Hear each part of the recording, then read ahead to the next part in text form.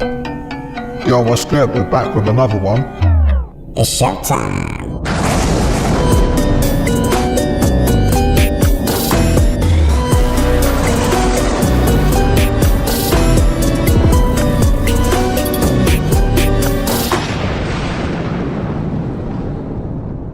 Rob, what is the Vatican keeping secret? For their entire time that they've existed, they've collected manuscripts and relics and items from either campaigns or crusades, not only for their own research and to support their ideas, but also to prevent anything coming out, because they need to control the information around biblical issues and biblical dogma. They can't allow alternative views to become public, become disseminated. What kind of things exactly are you talking about? In terms of documentation, they've got 52 miles of shelving of books and manuscripts alone. So that'll be everything from early first century fragments to potentially entire alternative gospels. And why would that be damaging to the Catholic Church?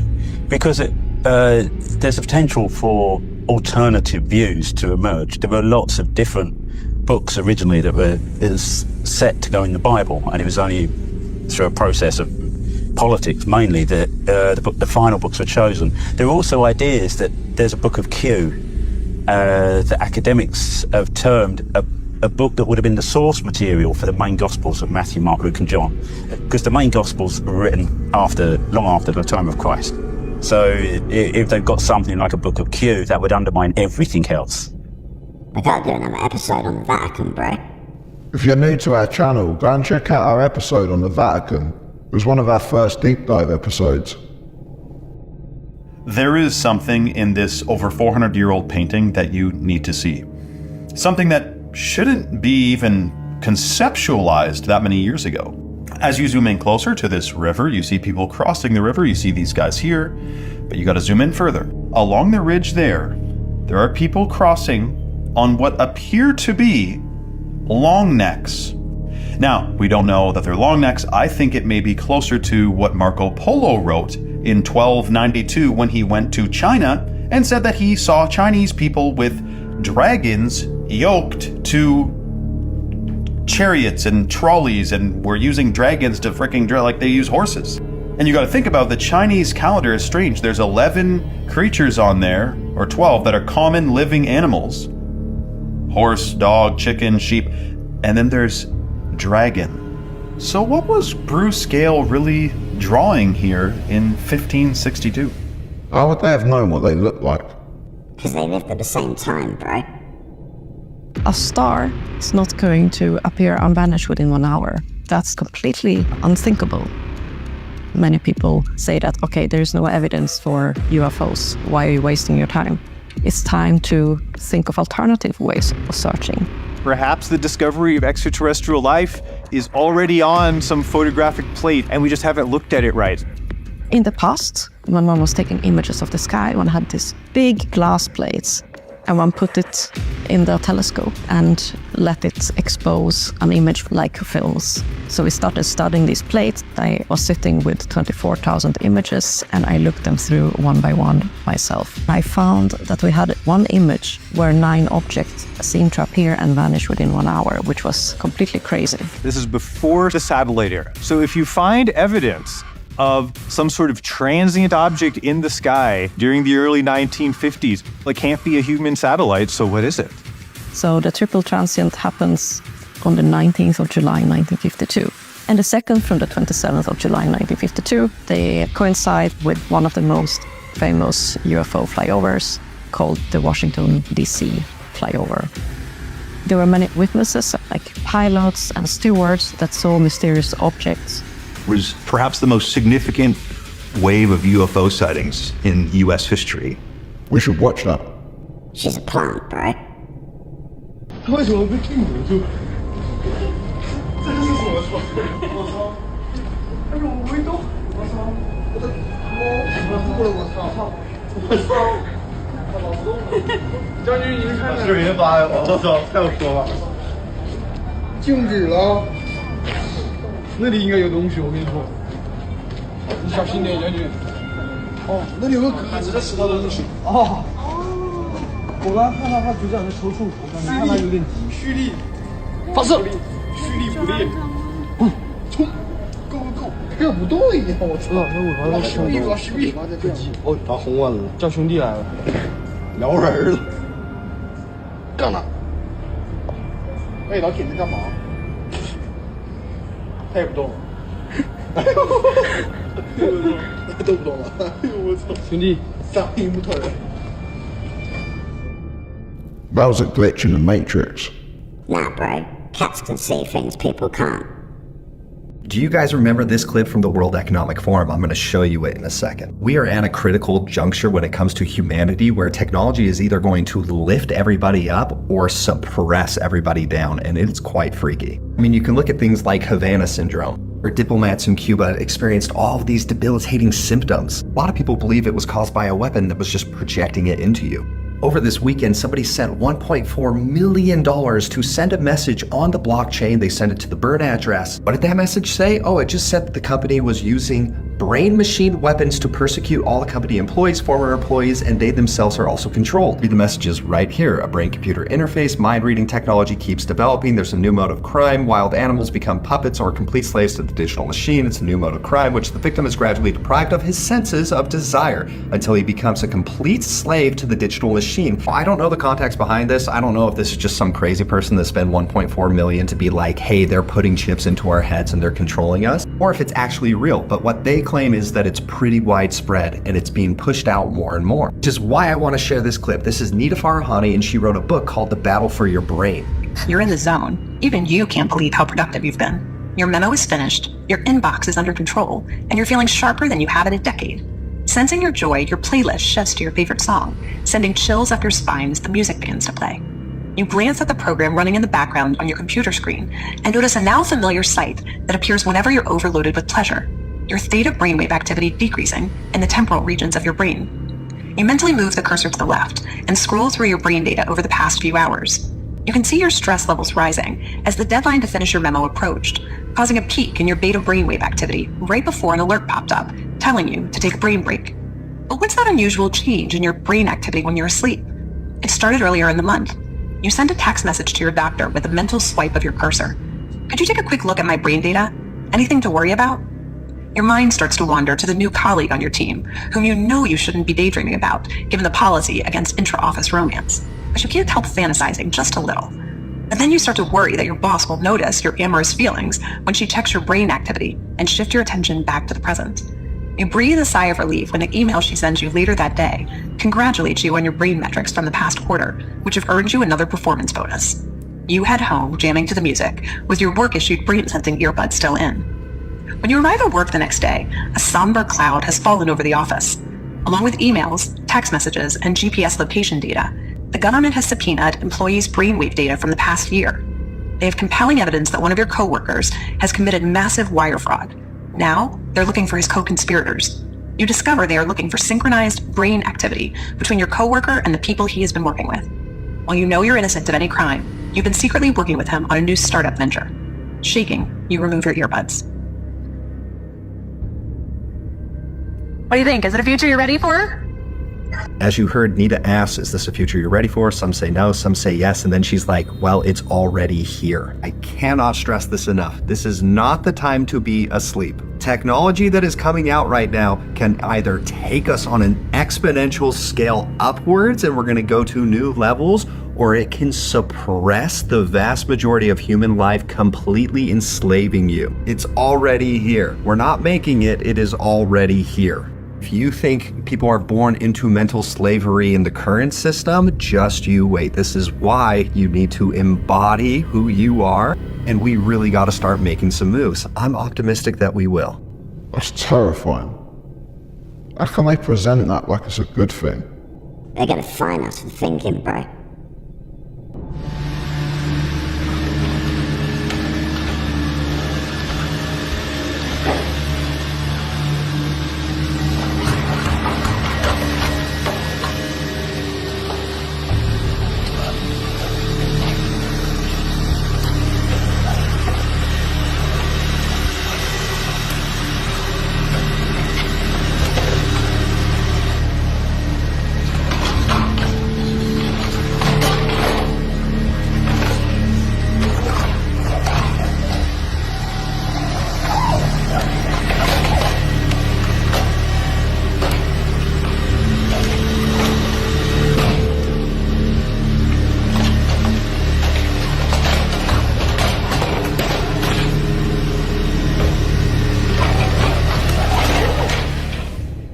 crazy, bro.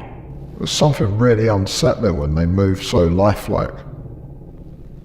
Why is no one talking about the stranded research team in Antarctica that has recently started to attack each other? There is this research team that are in these compounds from 1956. They look like storage container, and they are in Antarctica in one of the coldest locations, and they are isolated, and they have just begun to basically attack each other, to the point one of them is sending a distressed email saying they need to remove someone, but they can't because they're trapped, they're isolated, there's no getting out. This team of scientists is trapped at an isolated Antarctica base for 10 months. One of them just attacked and threatened others. They are currently stationed at a remote base in the continent in freezing temperatures and high wind mileage. Well, apparently one of these motherfuckers went rogue and attacked a fellow colleague. That colleague then sent an email saying that they need to get this man out of here and they are deeply disturbed, that he's also behaving in another deeply disturbing manner. I could tell you stories about what's behind the Antarctic wall and why those researchers are really there. That scientist is going rogue for a reason, and I'm interested to see what happens, because they cannot leave or go get them. And what's even crazier is that one who's going rogue is sending out death threats and assaulting the other members. I was gonna tell them that they were the experiment. I am gonna be following this story, so follow me, because something tells me something else is gonna go down and they're all gonna go rogue. What the fuck did they discover out there to make them start to go crazy? It sounds nuts. We gotta do an episode on Antarctica, bro. Aliens have been on Earth for 80 years, according to this serious new documentary that premiered at South by Southwest. Look, I'm not a tinfoil hat kind of guy, but this story definitely caught my eye. On March 9th, a new documentary called The Age of Disclosure premiered at the South by Southwest Film Festival in Austin. And this isn't some janky, speculative History Channel schlock. Director Dan Farah interviewed 34 military, intelligence, and government officials for the film, as well as Secretary of State Marco Rubio and New York Senator Kirsten Gillibrand. According to The Guardian, the movie's revelations elicited audible gasps from the audience at South by. A number of the interviewees in the movie say they are directly aware of alien life existing on Earth right now, and that intelligent non-humans have been traveling to Earth since the 1940s to spy on our technology. Officials in the film also say that the government's withholding of this information is a serious security threat. One whistleblower, Luis Elizondo, calls it the most successful disinformation campaign in the history of the US government. Jay Stratton, a former Defense Intelligence Agency official and director of the government's UAP task force, says in the movie, "I have seen with my own eyes non-human craft and non-human beings." The movie's director told Yahoo, "This is the biggest story there is. What's a bigger story than an 80-year-old cover-up of the existence of non-human intelligent life and revealing there's a secret Cold War race among nations to reverse engineer technology of non-human origin." I'm looking forward to seeing this. It's gonna be full of plants, bro. This is the moment thieves stole a solid gold toilet worth £4.8 million from Blenheim Palace. They're armed with tools as the getaway car waits outside the stately home in Oxfordshire. After a few minutes, the 18-carat artwork is dropped out of a window. One person carries the gold seat while others push the 98-kilogram toilet across the ground. It's then dropped again before being heaved into the boot of the car, which then speeds off. The kingpin of the gang, James Sheen, has already pleaded guilty to stealing the toilet. Two others have now been convicted for their roles in the heist and attempting to sell the gold. The jury was shown CCTV of Michael Jones, age 39, visiting the palace the day before the heist. He even used the golden toilet and took pictures of himself next to it. He denied it was reconnaissance for the heist, but a jury found him guilty of burglary. Fred Doe admitted trying to help Sheen sell a quantity of gold in the weeks after the heist. Doe was found guilty of conspiracy to transfer criminal property. Gold dealer Bora Guchuk was found not guilty of the same charge. If you're gonna rob a place, you gotta be pretty dumb to scope it out the night before. You gotta be pretty dumb to steal the gold toilet, bro. Holy shit. No, this is literally you. You're driving. He's freaking out right He has to be dead. now. Yeah. Should I move my car? Yeah. Fuck! Fucking hell.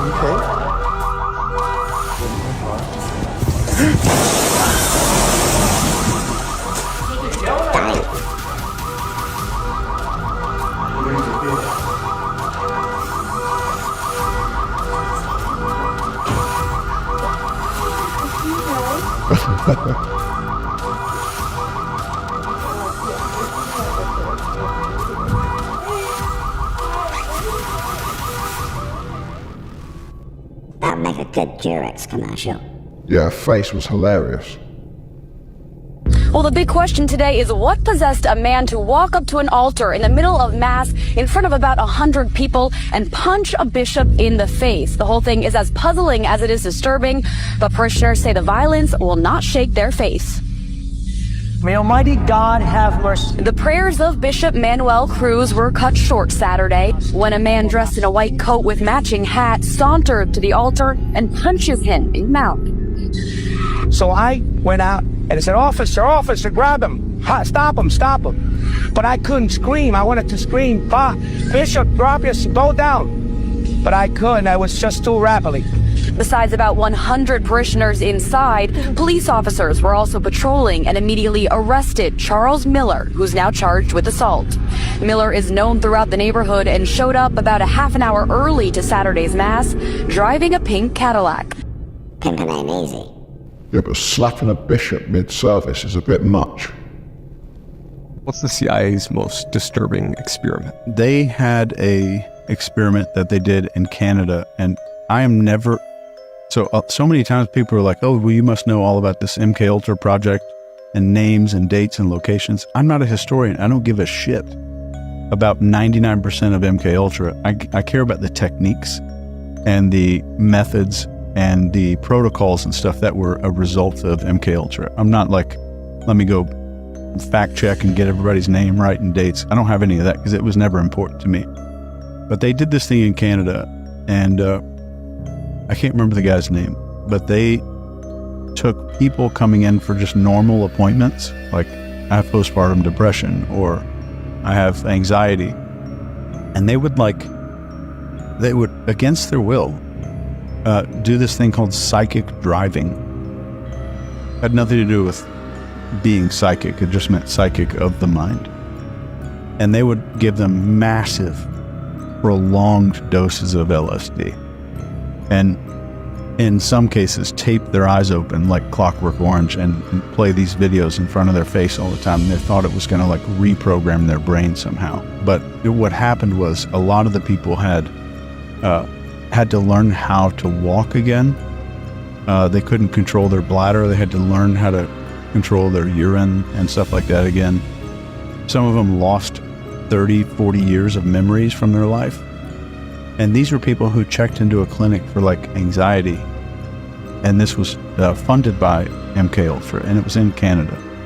And it's so well known and it's so open that even the Canadian government paid the people's families who just got wrecked because of this thing. And the other thing they did, and there's so much mind warfare stuff that we could go into, but they did this thing called Project Midnight Climax in a brothel. And these Johns would come in, they're like, no, I'm going to spend the night with this hooker. They take them up, the hookers take them up to a hotel room. They drug these dudes with high doses of LSD. And there are mirrors in these hotel rooms with dudes watching. Like behind a mirror in the hotel room, there's scientists watching this stuff and watching what takes place.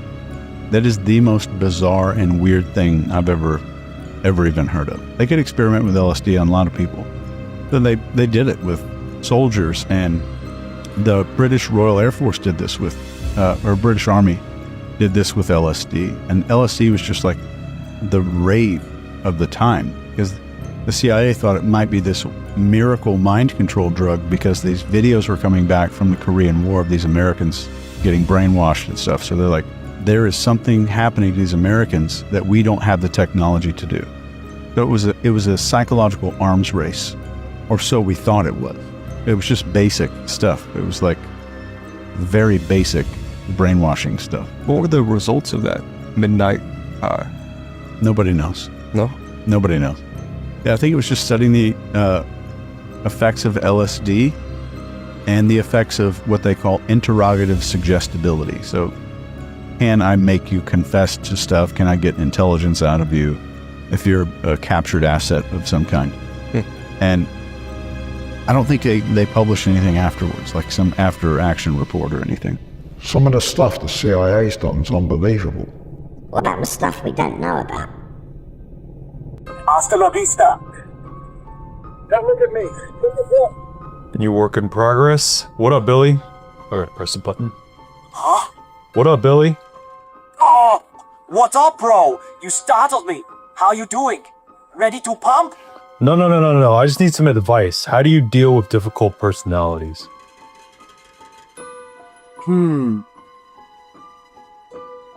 Listen to me now. Stay calm and assertive. Set clear boundaries. And remember, you can't change them, but you can control your reaction. Be strong, like a terminator of negativity. Hasta la vista, difficult personalities. I appreciate the advice, Billy. Thank you. Ah, yeah. You're welcome. Now go out there and crush it. Remember, strength and patience. I'll be back if you need more advice.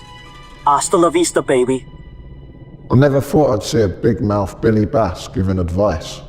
It was good advice, bro. Why do so many men send pics on Facebook? 11. I'm like, what are you talking about? Who are your Facebook friends? She had 2,500 Facebook friends. And what the children do is whoever's got the most friends is the most popular, so they just accept everybody. And what the predators do is they all follow each other. And when one predator finds a child, all the predators bomb on. So I said to this kid, give me your password. I spent a couple of weeks bringing her Facebook friends list down. But what I was able to do with a pen and paper is map out the predators that were following each other. It took me a few days. And then map out one level down, only one level down of their friends, of who are the kids that they're following. So these are victims and potential victims. And in a few days, I could draw a map. And in these predators, they were from Australia, US, India, Saudi Arabia, Pakistan. Predators were from all over the world. And then it suddenly dawned on me. Social media have within their power the ability to create an algorithm that could in 1 squintillionth of a second map out the full network of predators and map out the network of victims and potential victims and prevent the abuse from happening. And they deliberately choose not to. All these discussions about restricting children from social media, yada, yada, yada. No, there's one answer and there's one answer only. Cut their balls off. We can't say that, Ted. Remember, this is for entertainment purposes only. Happened to this man is arguably one of the worst things that could ever happen to you.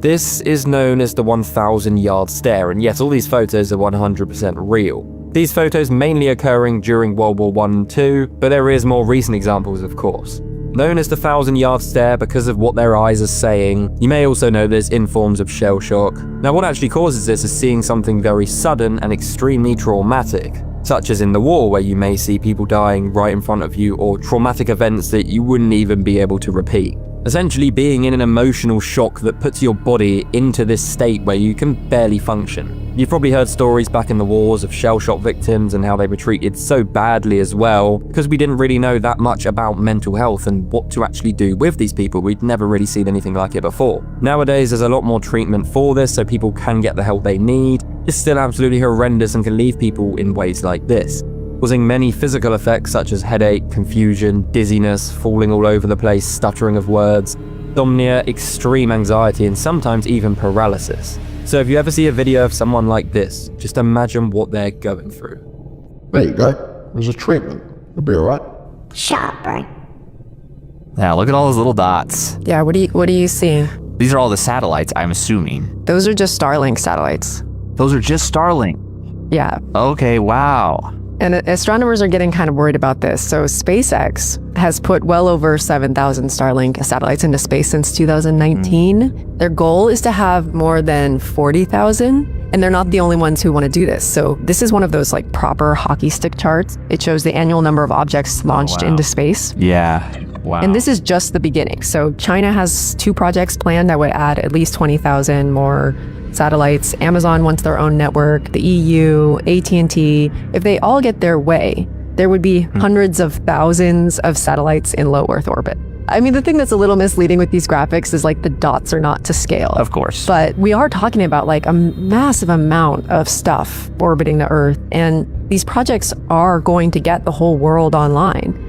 But they bring some challenges. SpaceX has been pretty good about working with astronomers to try to reduce the reflectivity of their satellites. But a group of radio astronomers published a letter saying that the 2nd generation Starlink satellites are leaking 30 times more radio waves than the 1st generation. The thing that I think is kind of ironic is that these networks are called satellite constellations, which like, if astronomy becomes harder and harder, I feel like that's just an unnecessary jab at the people trying to look at the real stars. It's like we're doing everything we can to fuck the planet up. They're getting it ready for the AI takeover. Have you heard of a book called The Kabbalion? No. Well, this should be right up your street. The Hermetics were Egyptians. It's where the Freemasons came from, and the alchemists and the people in the Middle Ages who preserved, the culture when the Dark Ages came. And the Hermetics comes from Hermes Trismegistus, Hermes thrice great, who was supposedly the wisest man or avatar or god from the Egyptian period. And the Kabbalion was their book. I don't know if the actual Kabbalion still exists.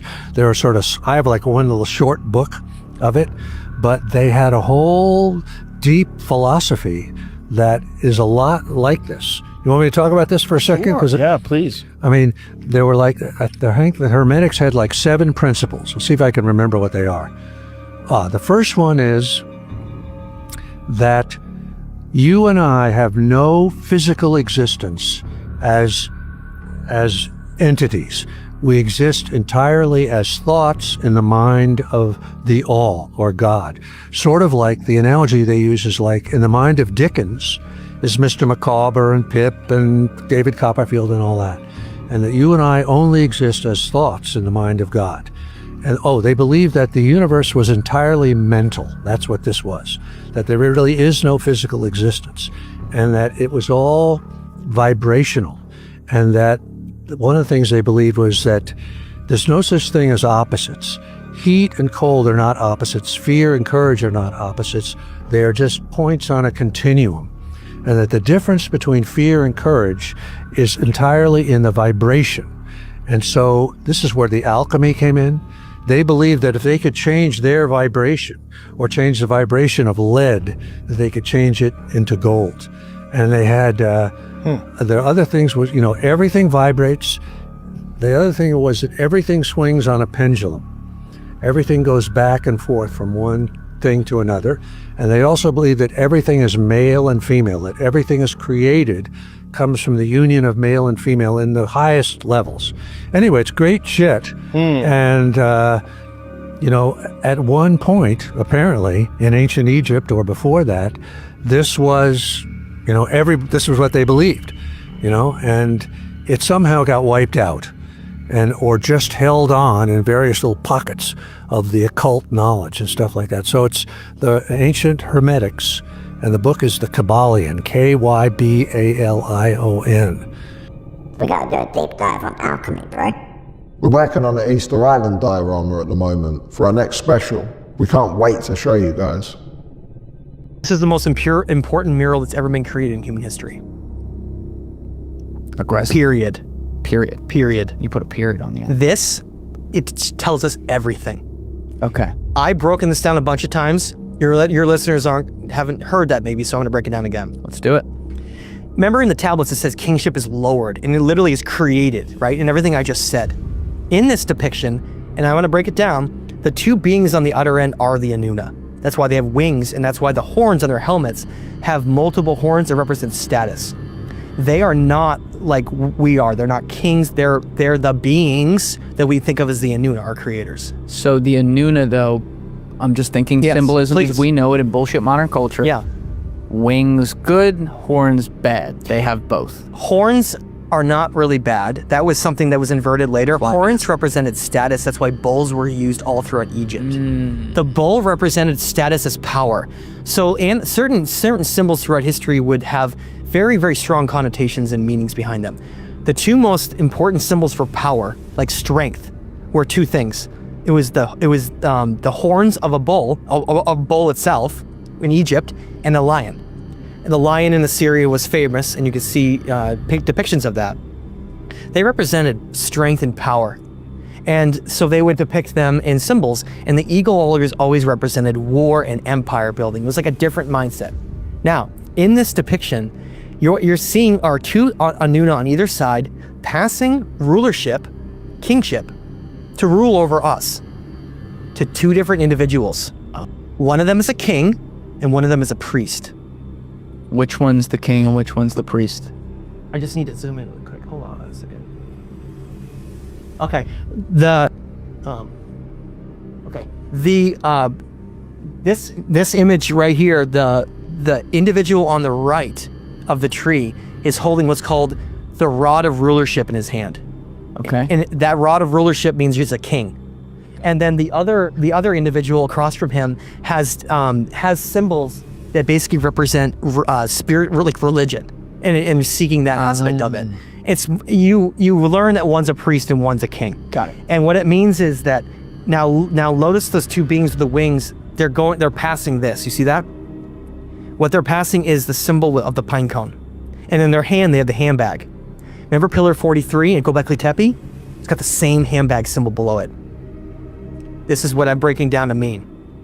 The Anuna, they know all. They know everything in the universe. They are more powerful than we can ever understand. They seem to somehow be related to creation. Do they look, I mean, because I'm looking at this and I'm just basing it off like some other murals I look at. Like to me, comparing it to other murals, they look like humans. Okay, because you see the two, the king and the priest in the middle? Yeah. They emanated them. So that the reason they look like that all throughout the Middle East, with the long beard and that's braided, was because that was how they physically decided to represent themselves. We could do a whole episode on that bag they're carrying. I'm the tree of life, bro.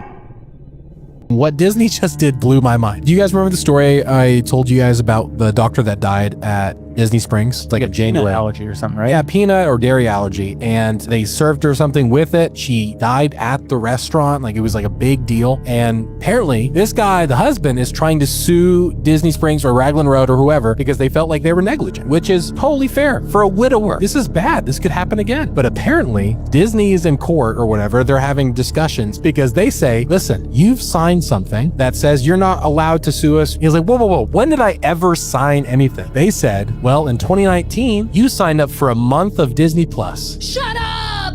And in that contract says we are not liable for any type of things. You cannot bring any type of legal. You can't sue us through anything. This is go to the Supreme Court. It's gonna be nuts. It's gonna be crazy. But when you do the accept the terms and conditions, Yeah. you're saying you can never sue Disney for anything, even on their own property. If your wife dies, yes, Disney, get out of here. It's crazy. Out of control. That's fucking outrageous. It's Disney, bro. They do it a lot worse. Who's the best at remote? Is there one person that's consistently accurate? Joe McMoneagle is probably the best one alive today. He described a structure, and he described a ship that was being built by the Russians, which was a super submarine in a hangar somewhere. And the Navy just laughed at him. They said, that's crazy, it's in a hangar, away from the sea. So why would you build a ship, when you don't have the ocean? Well, it turned out he was right. And it was a super class, new Soviet submarine. He described the inside of the building, which had no windows and so on. From a satellite, they could see the building, but they couldn't see inside the building. He described what was inside the building. He described the submarine. He described the length, and he actually measured it psychically. and that turned out to be right. And then when the submarine was built, they brought some bulldozers and they dug, a channel to the sea, and off it went. That's crazy. Rogan's had some good guests lately. Yeah, bro. He had Bill Murray. What the fuck? So the Jeffrey Epstein files are getting a little bit weird. So the US Attorney General Pam Bondi was literally telling everyone that she's been given the green light from the FBI to basically get her hands on all of the Jeffrey Epstein files and release them. In fact, she said it is gonna blow your mind. So the FBI, as promised, went ahead and sent her all the documents. 200 pages, and even she agreed that this was a little bit strange. So she went back to the FBI and basically said, can I have the rest? And they said, oh no, that's literally all we have on Jeffrey Epstein. When she started to go through them files, what she realised was everything that was either in them was either blank or was stuff that you could find yourself on Google anyway. Like, this woman was getting ready to drop names. She has dropped the 200 files. In fact, she's called it Phase 1. Because when she did drop them, she also dropped something else. And that was a letter to the FBI, to the head of the FBI, basically saying that they're aware that there is thousands of files on Jeffrey Epstein, and she has basically demanded for them to hand them over. I mean, hats off to her, but this shit could start getting very juicy really soon. When they release the rest of the files, we should make a diorama of Epstein Island, bro, for a special. I don't know, mate. It's a bit fucked up. The actual question is your bonuses. Yes. So my pay last year was £4.5 million.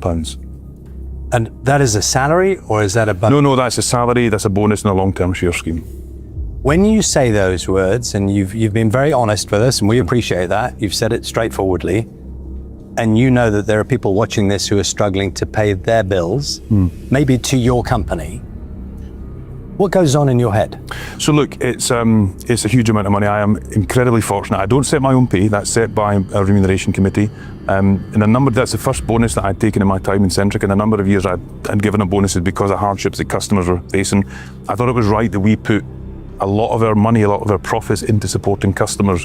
But you can't justify a salary of that size. Can you say that again? You cannot. So you can't justify. No, you can, because it's a huge amount of money to anybody looking at this. It's a huge amount of money. Okay, if you say you can't justify it, I mean, with the best one in the world, and I'm trying to be straight with you, why take it? I suppose for the same reason that, I mean, if you look, the average wage in the UK is about £30,000. All of us sitting here on this sofa will make substantially more than £30,000. It's not for me to set my own pay. It's not for you to set your own pay.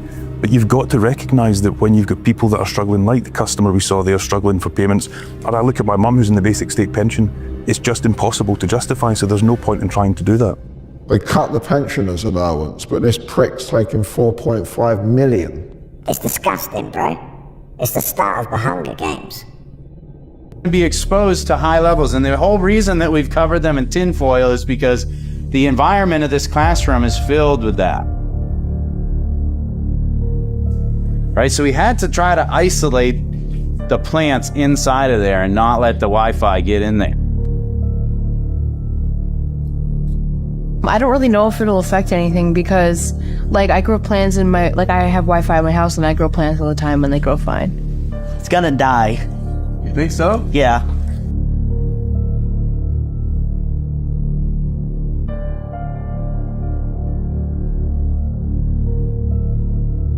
It blew my mind that the Wi-Fi off, like, the plants are growing. Yeah. But Wi-Fi on, the plants are growing. So I think that when the Wi-Fi's on, it's affecting the world, like affecting the whole entire world. What are people's arguments against our results going to be? The Wi-Fi on might have dried out all of the water from the seedlings. The heat will evaporate the water that's in the plant. The FCC doesn't say anywhere that Wi-Fi and radiation is harmful to people. I think that we have to explore those different variables to make this experiment as sound as we can. What's the first thing that you're gonna do? You got your cell phone in your hands, you just watch that video. What are you gonna Google? Does Wi-Fi kill plants? Or other living things? First thing I would look up is what else can it hurt? What? Our brain, our arms, our legs. Does Wi-Fi hurt our body physically and mentally? Could it affect your sperm count and decrease population? What? Given the fact that you have been part of this research, looking over all of these studies, do you have Wi-Fi in your house? No, I've been in the technology industry all my life, and I've never had Wi-Fi. Because? Well, I just didn't feel it was right. I didn't feel it was safe. And my wife has been very actually forceful about not having that. Now, you can run a longer wire. It's a bit annoying. Signaling. Produce heat. Have any countries or cities banned Wi-Fi? There's a lot we don't know about Wi-Fi, bro. But we'll have to save that for next time. A big thanks to everyone who's joined this week. Let us know in the comments where all you new guys are watching from. Come and join the Discord, bro. The old Discord gang. And as always, thanks for watching. Remember to like, comment and subscribe. And we'll see you in the next one.